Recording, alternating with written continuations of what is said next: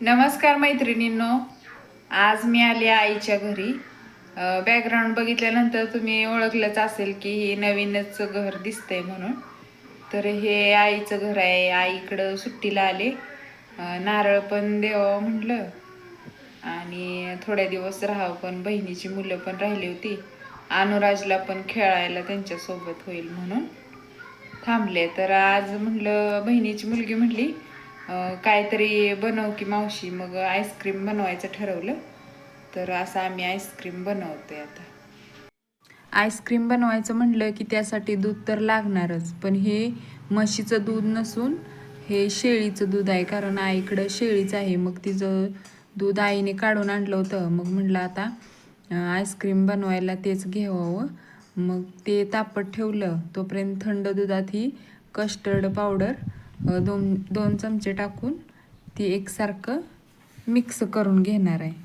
ज्या वेळेला आपण दुकानातून आणतो आईस्क्रीम, त्यापेक्षा हे खूपच टेस्टी लागतं, कारण आपण घरी बनवलेलं असतं आणि मनापासून कुठली पण वस्तू आपण बनवली तर ती छानच, म्हणजे पदार्थ कोणताही बनवला तर छानच होतं.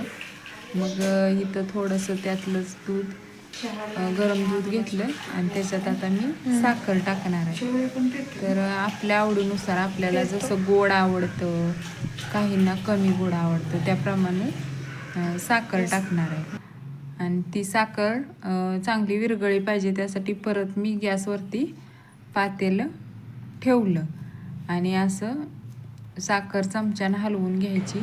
आणि हे मिश्रण एकदम व्यवस्थित मिक्स झालं पाहिजे, म्हणजे ती पावडर दुधात चांगली मिक्स झाली पाहिजे. मग मी अशी हलवून घेतली. तोपर्यंत तिकडं साखर विरघळत होती. मग ही साखर विरघळल्यानंतर त्याच्यात हे मिक्स केलेली पावडर ती ओतून घेतली आणि ती एकसारखं हलवायचं आणि नंतर गॅस बंद करायचं. आणि ते नंतर थंड होण्यासाठी ठेवलं होतं. आणि परत बाहेर जायचं होतं म्हणून बहिणीची मुलगी आणि मी, आम्ही दोघीजणी तिकडेच निघालो. आणि अनुराज पण म्हणला मी पण येणार आहे. मग असं आम्ही तिकडं निघालो होतो. म्हणजे त्या अक्काने आम्हाला चहा पिण्यासाठी बोलवलं होतं म्हणून आम्ही त्यांच्या घरी आलो होतो.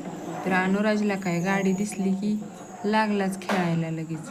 त्या गाडीवरती बसला आणि त्याचं चाललं होतं खेळायचं.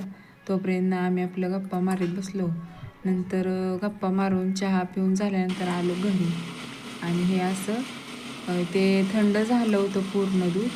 मग ते मिक्सरला फिरवून ते फ्रीजमध्ये ठेवायचं होतं. मग हे एकदा फिरवून झालं नंतर 2 तासानं पण फिरवायचं आणि फ्रीजरला ठेवून द्यायचं. म्हणजे ते पण कसं एखाद्या पॅक भरणीत ओतून मग ते घट्ट झाकण लावून असं फ्रीजरला ठेवायचं. तर ते दुसऱ्या दिवशी दुपारी तयार झालं बघा आईस्क्रीम खाण्यासारखं. तुम्ही पण असं आईस्क्रीम ट्राय करा आणि कमेंटमध्ये नक्की सांगा आईस्क्रीम कसं झालं आहे ते.